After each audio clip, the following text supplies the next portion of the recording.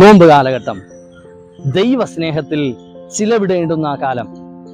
നോമ്പ് കാലഘട്ടം ദൈവസ്നേഹത്തിൽ ചെലവിടേണ്ടുന്ന കാലം. ക്രിസ്തു ശീമോൻ എന്ന് പറയുന്ന ഒരു മനുഷ്യന്റെ ഭവനത്തിൽ അതിഥിയായിട്ട് പങ്കെടുക്കുമ്പോൾ വിലയേറിയ സ്വച്ഛജടാമാംസ തൈലവുമായിട്ട് കർത്താവിന്റെ അരികിലേക്ക് കടന്നു വരുന്ന മറിയയെ നമുക്ക് കാണുവാനായിട്ട് കഴിയും. ലാസറിന്റെ സഹോദരിയെ മറിയ.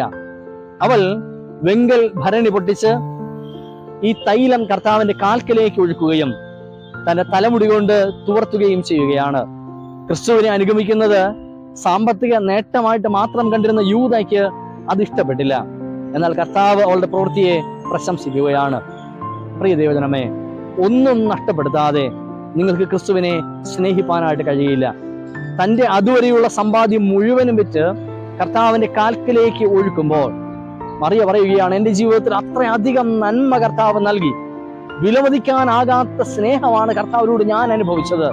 മരിച്ച് നാറ്റം വെച്ചു പോയ എന്റെ സഹോദരന്റെ ജീവനെ മടക്കി നൽകി കർത്താവ് എന്റെ ഭവനത്തെ സുഗന്ധമാക്കി മാറ്റിയിട്ടുണ്ട്. ഈ പണത്തിനോ ഇതിന്റെ ഇരട്ടി പണത്തിനോ എന്റെ സഹോദരനെ മടക്കി കൊണ്ടുവരാൻ കഴിയില്ലായിരുന്നു. പക്ഷെ ക്രിസ്തുവാണ് എന്റെ സഹോദരനെ മടക്കി നൽകിയത്. ചെലവിടാതെ ഞാൻ എങ്ങനെ അവനെ സ്നേഹിക്കും? ഈ നോമ്പ് കാലഘട്ടം ദൈവനാമത്തിൽ സ്നേഹത്തിന്റെ ആഴങ്ങളിൽ ചെലവിടേണ്ടുന്ന കാലമാണ്. നമ്മുടെ ജീവിതങ്ങളെ തന്നെ ദൈവകരങ്ങളിലേക്ക് സമർപ്പിപ്പാൻ, സ്നേഹത്തിന്റെ മാതൃകയായിട്ട് മാറുവാൻ ഈ നോമ്പ് കാലഘട്ടം ദൈവം നമ്മെ ഒരുക്കുമാറാകട്ടെ. ആമേൻ.